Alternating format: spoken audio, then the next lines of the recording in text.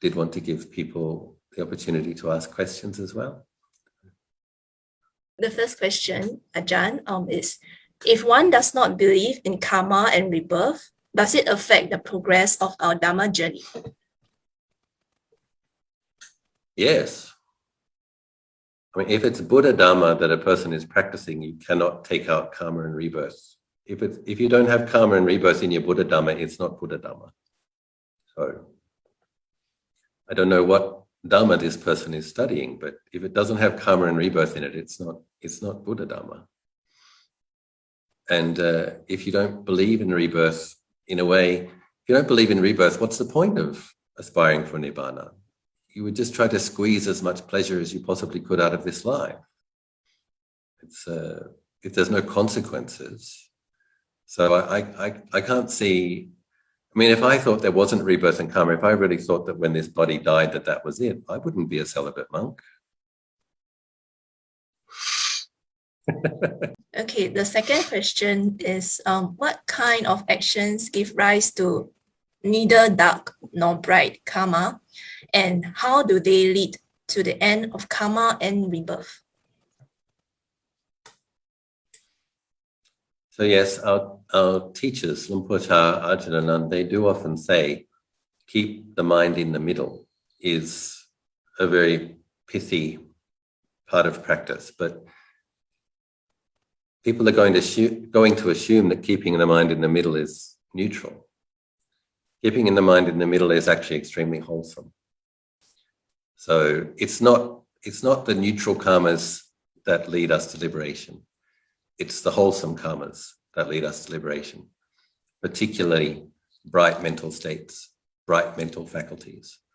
But it's a tricky. It requires some nuance and sophistication to understand that keeping your mind in a somewhat ordinary state is producing merit, because you're not allowing it to be swayed by liking and disliking. It requires effort. It requires presence of mind. There are subtle mental faculties present at work. If you don't have those, you are going to be swayed into liking and disliking. So to stay in the middle, and there's another teacher, if you really want to get enlightened, the fastest way is to just do nothing. It's another teaching Ajahn Chah gave Ajahn Anand. It's very easy to say, try and do it. Try to simply keep your mind still and not be swayed by your moods and not be swayed by reactivity. And then you'll realize, okay, this is actually a very hard practice to just do nothing. So keeping the mind in the middle, not being swayed by liking and disliking, weakens greed, weakens aversion. It also weakens delusion, because you are developing an awareness of moods and not following them. And it's the beginning of one of the Brahma Viharas of equanimity. Equanimity, a lot of people misunderstand equanimity. They think disinterest, they think nothing. Equanimity is nothingness. It's like, no. Equanimity is equipoise, balance, immovability. Equanimity is a profound quality which really requires a really amazing sense of presence of mind to stay equanimous. It's a very, very, very beautiful experience. Equanimity in its purest state is the fourth jhana. So it's like, it's a more concentrated and profound type of samadhi than the first, second, and third jhana, because what happens in the jhanic absorptions is there's intense rapture, intense tranquility, intense serenity. And as the mind has to let go of the bliss, really, really quite amazing and profound bliss, to just abide in a state of pure presence.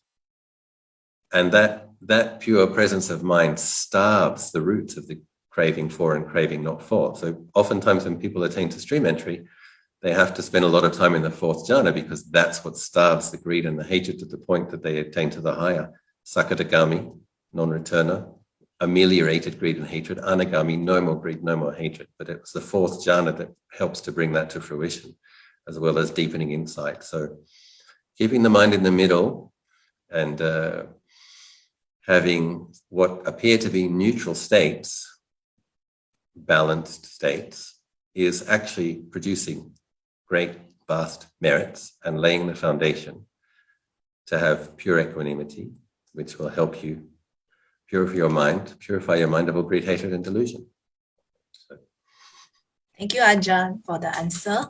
The next question is from the floor. Someone is asking whether reincarnation is possible. So in Buddhism, for the ordinary being, we would talk about rebirth. Rebirth is somewhat automatic for people with not yet very developed spiritual powers. So most people don't have much control over their rebirth.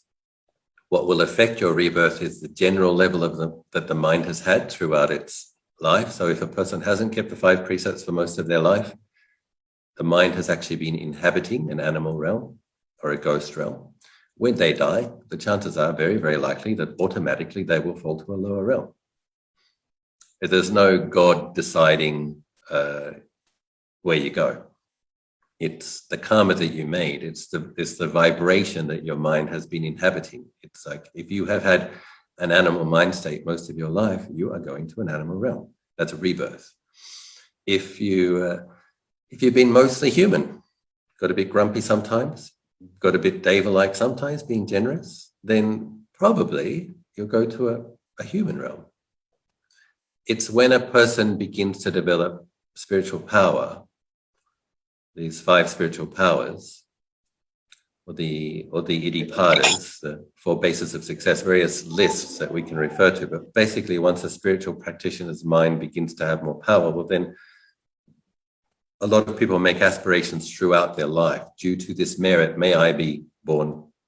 So if a person has done that a lot, meditated, dedicated the merit with a specific goal, made offerings, the mind was glad and bright, and in that moment when the mind was glad and bright and powerful, dedicated merit in a specific goal. So if a person has done that tens of times, hundreds of times, thousands of times, tens of thousands of times over a lifetime, well, that person might reincarnate according to their aspiration.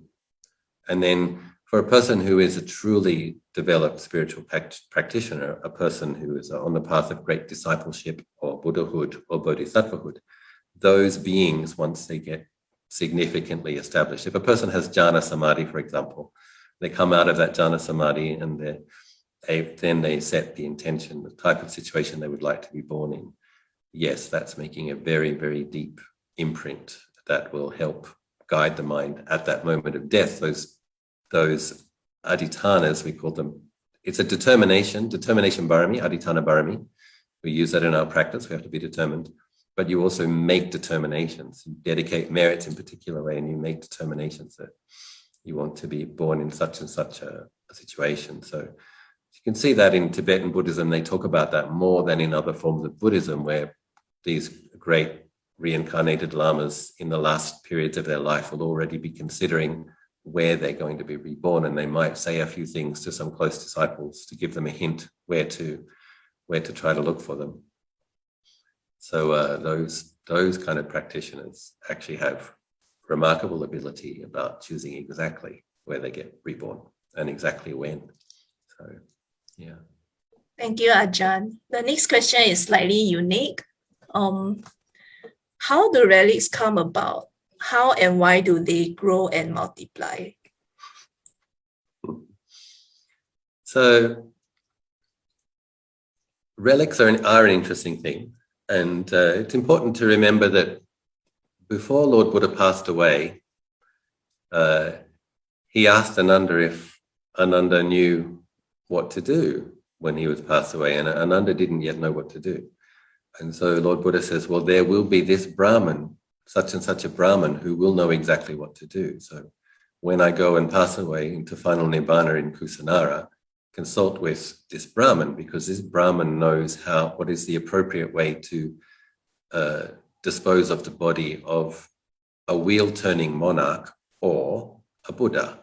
And it was quite detailed, having to wrap the body in cloth that was soaked in oil certain numbers of times and then put in a barrel. And it was quite a very specific instruction that led to there being quite a good number of relics when the body had been And then Lord Buddha, having the wisdom that he had, Ananda was upset because the Buddha was being born in some kind of back of the boonies, nowhere town.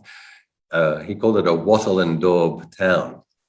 What was really important was that it was a kind of a neutral, a bit like Switzerland. It was a kind of a neutral state that didn't have a strong allegiance with any nation state. And so what happened was all of these kings, warrior kings, who loved the Buddha, unfortunately, they had a lot of attachment with their love and respect.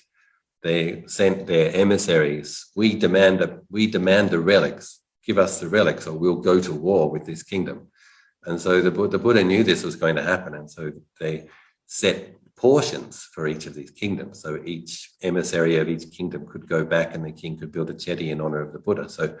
But the Buddha did say that his relics should be interred in chedis and people should pay respects to them, because when they do, it would be for their benefit for a long, long, long time.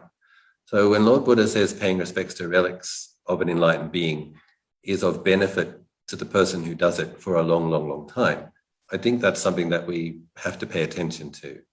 And this is in the realm of things that you can't see with your physical eyes. But what I believe occurs, and I've discussed it with my own teachers as well, is that Lord Buddha, having spent all those hundreds of thousands of eons becoming the Buddha, produced enormous amounts of merit. And then when Lord Buddha's mind goes to Mahaparinibbana, merit is a condition. Lord Buddha's mind is established in the unconditioned. But the merit is still a thing which can still benefit people. So what I think happens is that a certain amount of this accumulated positive karmic energy sticks to the earth element. And if a person has a divine eye, they will see enormous radiant light around that little bit of earth element. This is why throughout the millennia, great monks have been able to see, oh, this is a real relic, and they'll build a chedi or a stupa for it, because when they close their eyes and go into meditation, they see it and it's like, wow, vast merits of the Buddha in this little thing. And then they want to build a great stupa to it, and people come and offer flowers and circumambulate and chant. And when you meditate, one of the things I notice is that if I meditate at a chedi that has a bona fide Buddha relic, my mind will become more peaceful more easily and will experience more rapture. So something's there which is supporting and helping that, keeping in mind that the Buddha made his merit specifically with the intention of helping people develop their minds and get liberated. So how do they multiply? How do they come? I think this is the devas. There are devas who take care of relics. If a person knows how to relate to relics skillfully, devas might bring more to them. To keep in mind that in various Buddhist kingdoms, there's been periods where the kingdom flourished. There were a lot of Buddhist practitioners, but then of course Buddhism degenerates, or there's an invading army and Buddhism is destroyed, but there's still all these relics in these chedis. So devas can take those relics from those chedis and bring them to people who will appreciate them or know how to take care of them, because the devas will be able to see the radiance of the relic with their divine eye.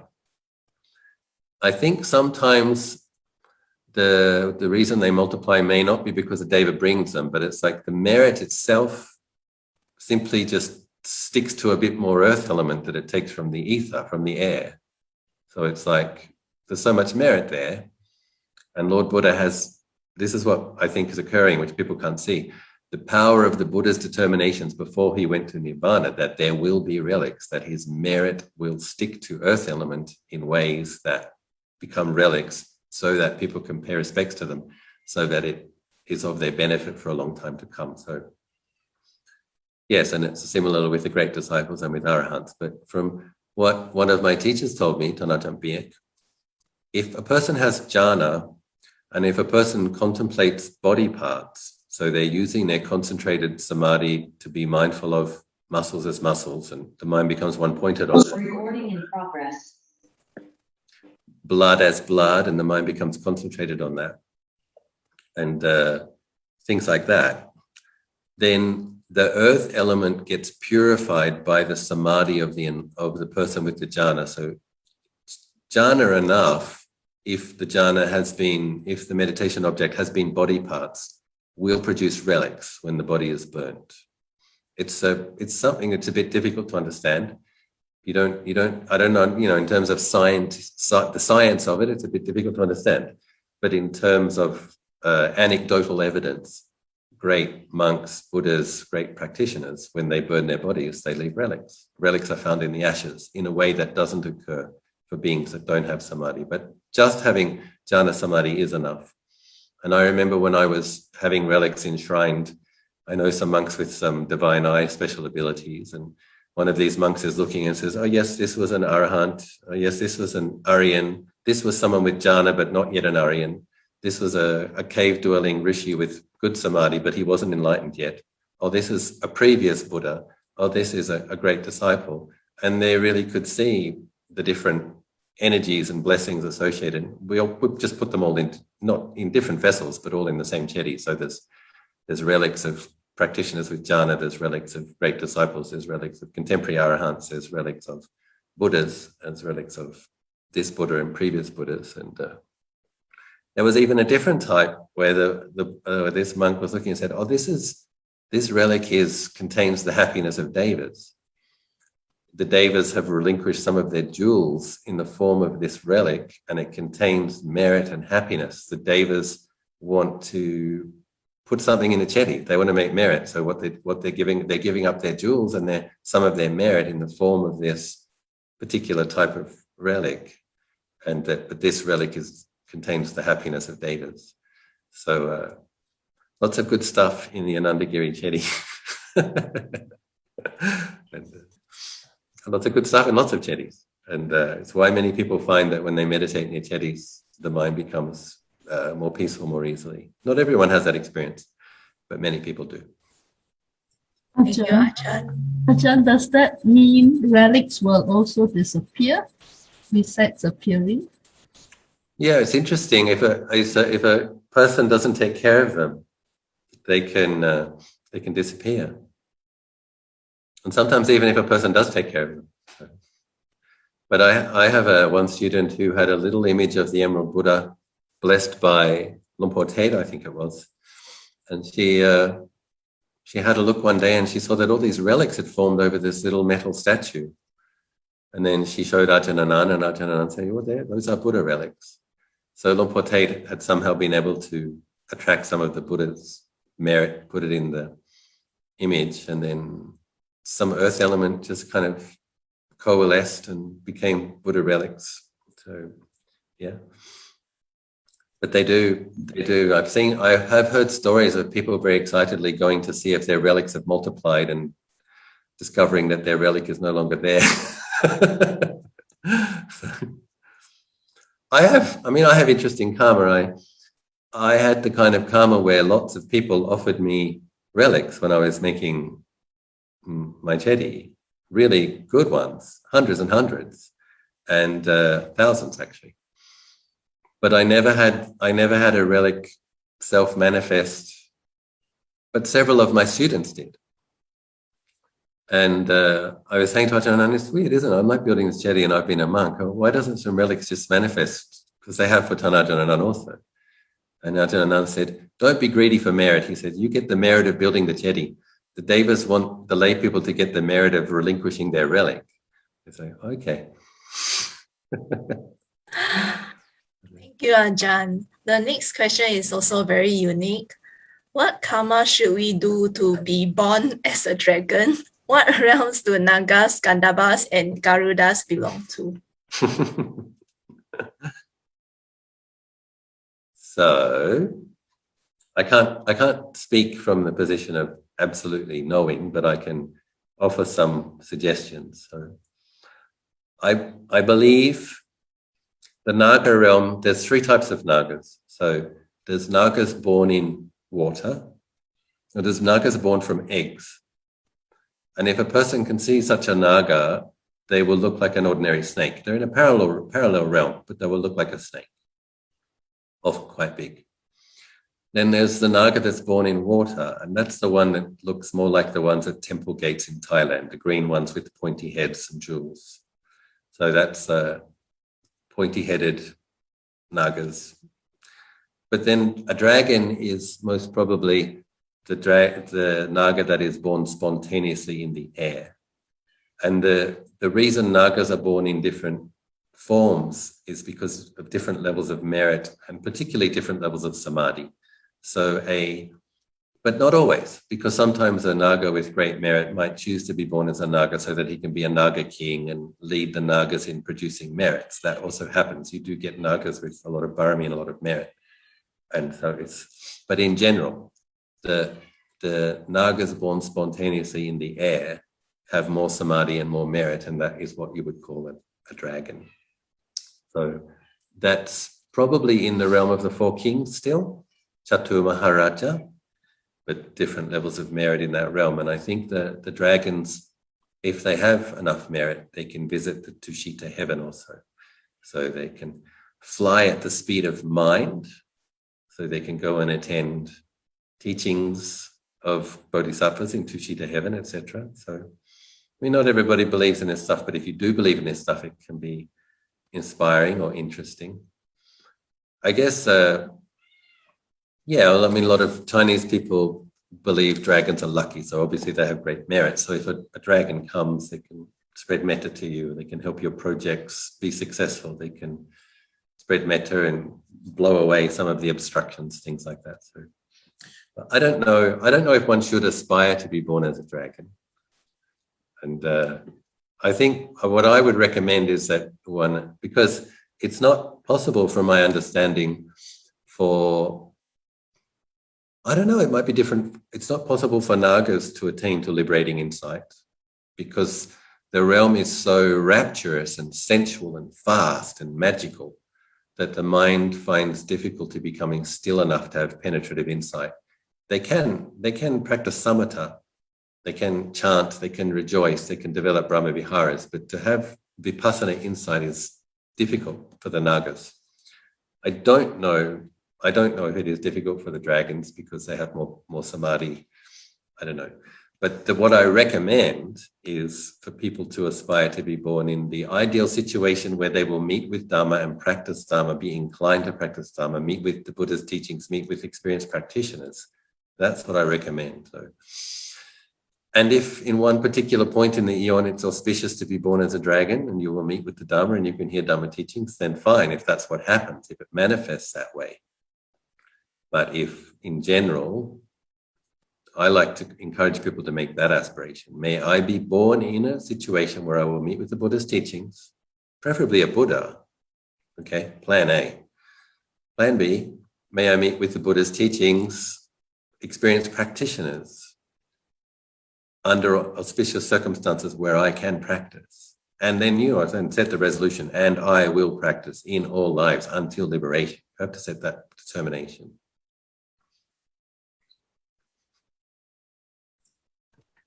Thank you, Ajahn. The next question is, how does knowing rebirth help our practice? I think in the initial stages, just believing in the probability of it is enough. So we take it on as, okay, this is probable, this is likely. There's enormous amounts of anecdotal evidence. The sutras contain fairly consistent reference to it. Lord Buddha talks about his own past lives. Past lives of the great disciples, etc.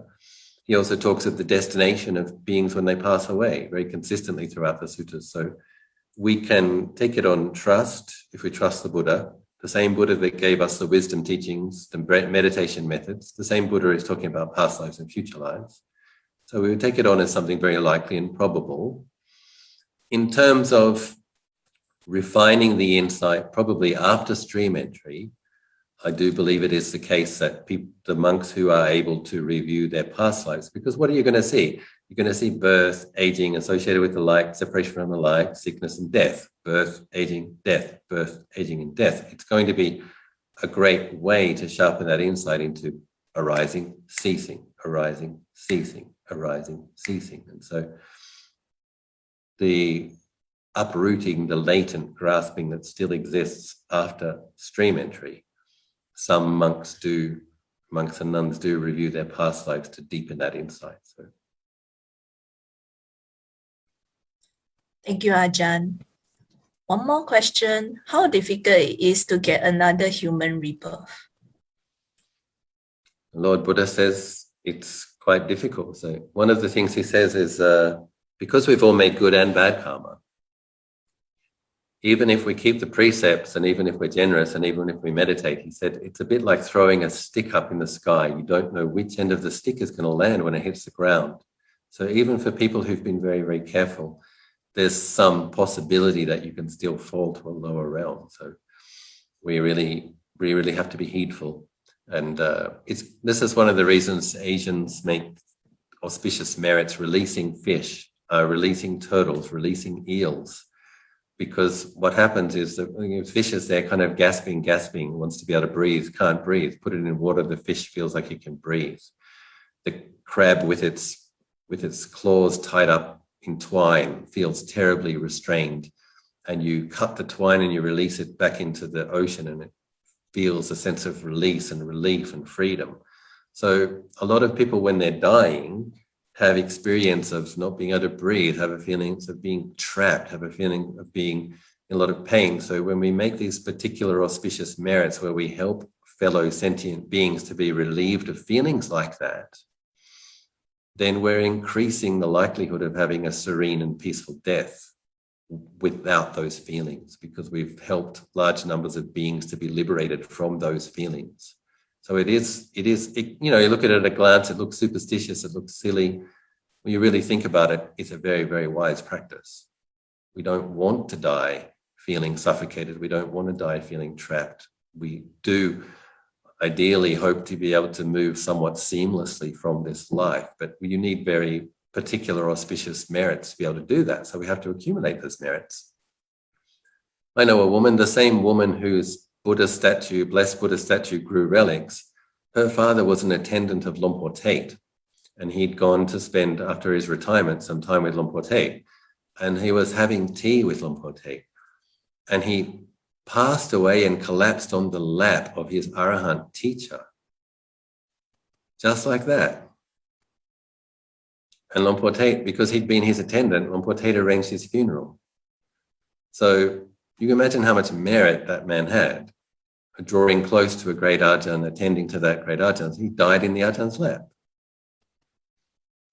And I asked Ajahn Anan, would he mind if I did that? And he scolded me. So he said that he should pass away before me, according to, and I should help arrange his funeral. And there was a Sri Lankan woman that went to make merit at Ajahn Kalyano's monastery to acknowledge the 1 year passing of her husband. And Ajahn Kalyano noticed, you're making merit for your husband passing away 1 year ago, but I just noticed that you don't seem sad. And he said, she said, no, I'm really confident that he went somewhere good. I said, well, why are you confident? And he said, well, we were having breakfast one morning and my husband was drinking tea, and he just looked skyward and he said, I can see Davis. And he put down his cup of tea and his chin fell on his chest and he passed away. And the Devas had obviously come to pick him up. So it is rare, but it is possible that one can move seamlessly and painlessly from this human birth if very auspicious merits are in place. So, yeah. Thank you, Ajahn. But many of us have killed chickens and caught fish and done all sorts of things in our past lives just to feed our families. And so we all have that. We all have those kind of karmas. So that's what Ajahn Anan said, when people die painfully of cancer, it's usually related to having kept animals in pens and having wrung chickens' necks and clobbered fish on the head and all those things that people do to feed themselves. So yeah, if you can release animals who are suffering and make auspicious merits to support your peaceful death, I do recommend it. So Yeah, so we should abstain from killing. yeah. Okay. So if someone asks if we have broken the precepts, so how can we remedy it so that we will not fall into the lower rebirths? Yeah, so like I said, there's no guarantee, but what you can do is you can increase the probabilities. So the cultivation of metta, there is one sutta where Lord Buddha says that the practice of metta is the one condition most conducive to heavenly rebirth. So a diligent practice of metta bhavana will increase the likelihood of the mind having an upward trajectory a lot. So keeping the precepts strictly, being generous, meditating, but adding that metta practice, being really diligent in it. It's like if you'd sowed causes to be born in lower realms, then you need to get determined to sow causes to be born in higher realms. Metta, and then the mind which has metta will concentrate easily. Concentration produces great merit. And the thing that produces the most merit of all is the clear insight into impermanence. So if doing retreats and having vipassana insights does produce vast amounts of merit, which decreases the likelihood of being born in a lower realm. So, Thank you, Ajahn. We just have 2 more questions left. So the next question is there a difference between rebirth and reincarnation, or does it mean the same thing? yeah, I think I answered that in that previous question. So ordinary beings with uncultivated minds will have a rebirth. The power of the types of karmas that they've made will just take over at that point, and the mind will go on a trajectory similar to what it's been on in most cases. But a being who's generated genuine spiritual power will begin to have more choice. And that's reincarnation, when a being has enough spiritual faculties. But if you don't have really powerful spiritual faculties and you're thinking, I'm going to be reborn here, I'm going to be reborn that, that's just fantasy or wishful thinking. And I hope it works. But normally what happens at that point is there's a lot of confusion, a lot of pain, and habits take over, and the trajectory of the way you've lived your life will take you where you're going. It's like a train. This kind of freight train is just coming with all this momentum of a lifetime, and the lifetimes before that's habits, and it's taking you to the next station. But if you develop genuine samadhi and you make auspicious merits and you make very clear aspirations repeatedly, then yes, then you get into the realm of being able to reincarnate specifically where you aspire to be. Thank you, Ajahn. The last question. At the point of death, what is the most important factor that determines the next rebirth? Yeah, so there are two. So there are 2 important factors. And what I was just saying, the general level on average of how you've lived your life, that's the freight train that's already roaring, that wants to take you to the next station. The other most important factor is the mind state at the moment of death. So and this is the thing, like even if you've been a really, really good person, if your mind falls to a heavy negative state at death, it's going to be difficult to have a human or heavenly rebirth. And some other people might fluke as well. They might not have been particularly virtuous, but when they're dying, they remember a merit that they made, and they might actually go to a good rebirth, even though it wasn't very probable. But obviously, that would be a fluke.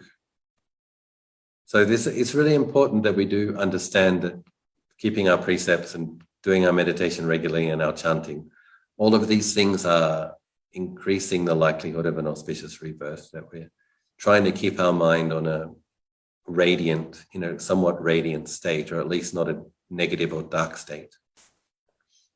And then this is one of the benefits of sitting regularly and sitting longer, is that you will have to practice with pain.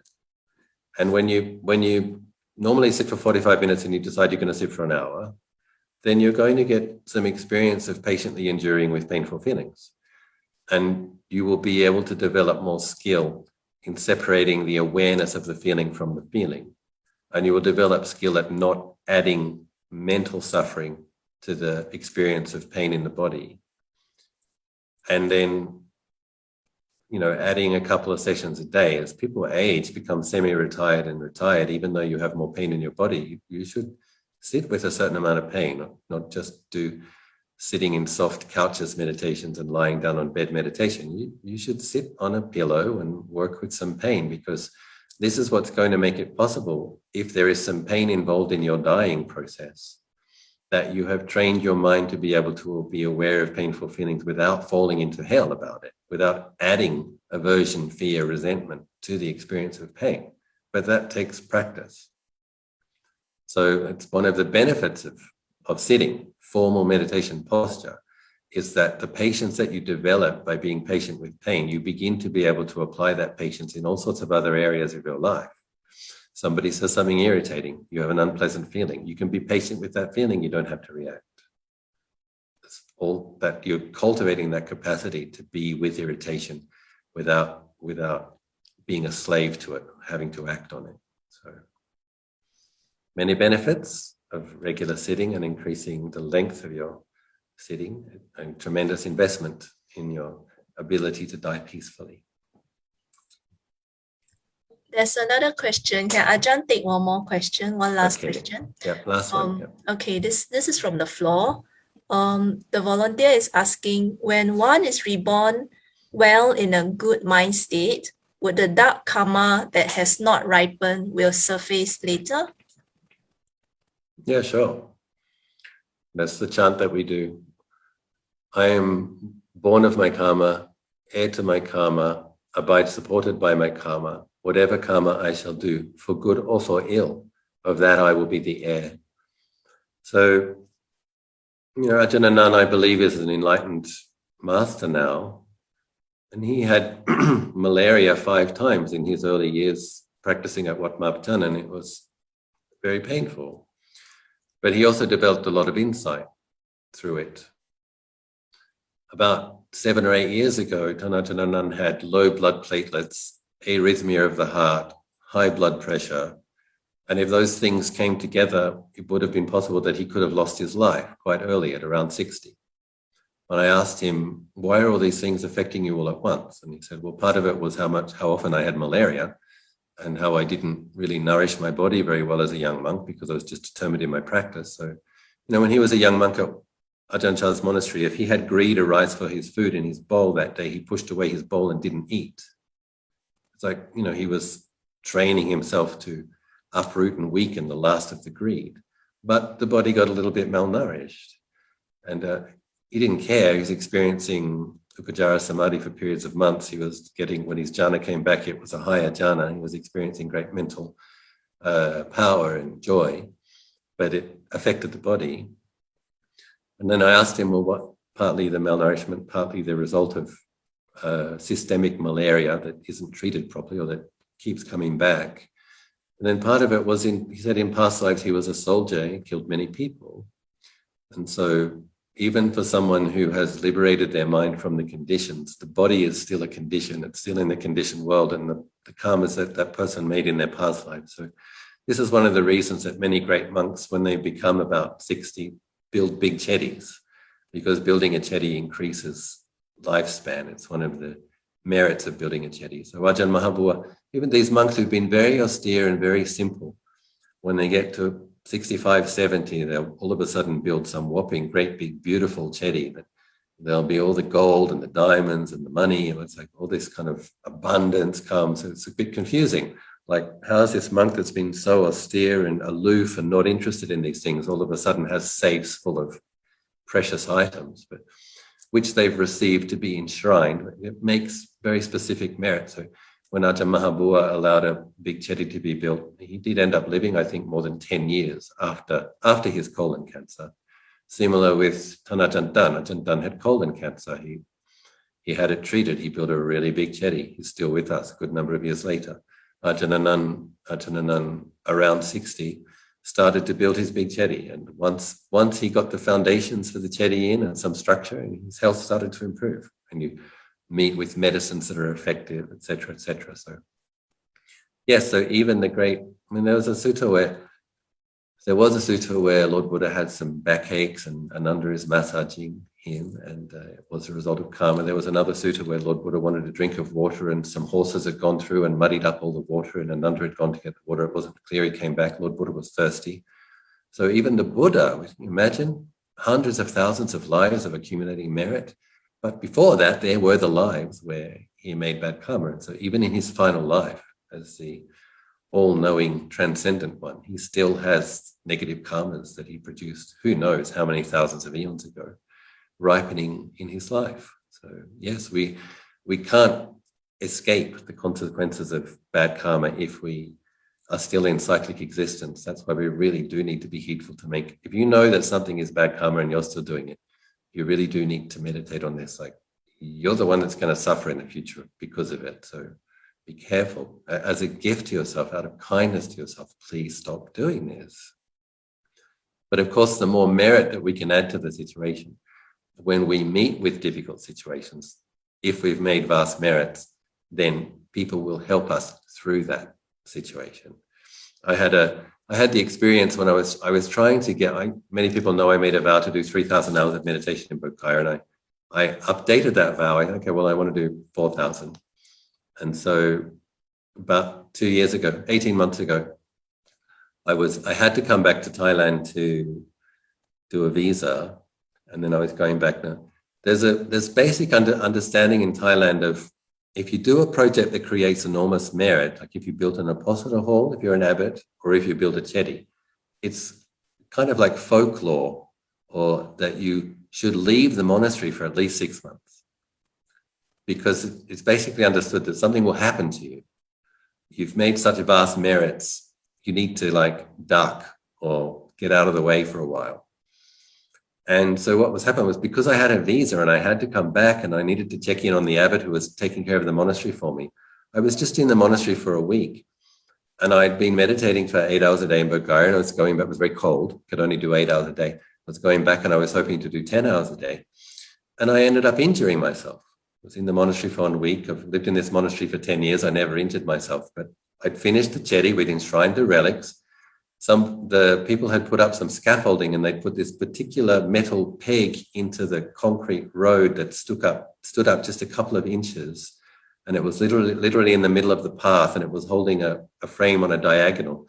So for what I could see was these diagonals, and I was kind of on autopilot probably, but I'll just give you a glimpse of what I was doing. I had some beads in my hand. As I was walking, I was with Buddha. I was synchronizing Buddha with the beads and with my footsteps. I was looking at the top of the chedi, at the parasol thing on top of the chedi with the jewels and the gold, and I was noticing how beautiful it was reflecting in the afternoon light. And the thought that I had was, I'm going to go and get a bigger size mala, come back and do walking meditation next to the chedi. So I don't know if you get much more wholesome mind state, but my left foot, which had thick sandals, left foot hit the first peg. My body started thrusting forward. I quickly moved my right foot forward to stabilize myself. The shoe flew off my foot. I put my foot down with all my force, and the foot landed on the next metal peg. And it went in about 3 centimeters. We're talking about corrugated iron, rusty corrugated iron. So I was wearing thick sandals. I was with a mala. I was reciting Buddha. I was looking at a chedi. My mind was experiencing appreciative consciousness. And I seriously injured myself. Now, I can also see that a certain amount of merit was taking care of me, because when I went to the hospital and they said, Ajahn, we can't do stitches. This is just mush. We have to gouge it out. It's a hole. You're going to have to wait for this hole to grow back from the bottom up. And you're going to have to clean it every day for the next month. So whatever. What's very interesting is 10 days later, I was back in Bodhgaya, according to my plan. Every single step that I took really hurt. But there had been no nerve damage, there had been no ligament damage, there had been no bone damage. It had only affected soft tissue, and it grew back. And what's really interesting is it didn't hurt when I was meditating. So I was able to do my 8, 9, 10 hours a day of meditation. When I got up to go to the bathroom, when I had to walk back to the guest house, every step hurt. But after about 3 weeks, it had grown back, grew back quite quickly. But I could see myself there, you see. When you make a lot of good karma quickly, some bad karma is coming. It's just coming. It's gonna get you. But if you have supportive merits, it won't be too bad, and you'll be able to continue doing the auspicious things that you're doing without too much obstruction. So, yes.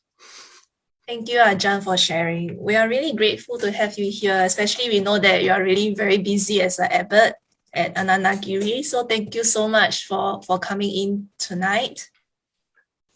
I'm happy to spend time with you, encouraging you in your practice, and I would like to wish you every success. May we all continue to grow in Buddha Dhamma, grow steadily in our mindfulness, wisdom, concentration, and uproot and transcend those kilesas.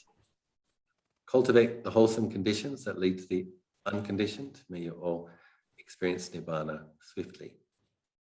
Thank you, Ajahn. Sadhu, Sadhu, sadhu. sadhu. Take care.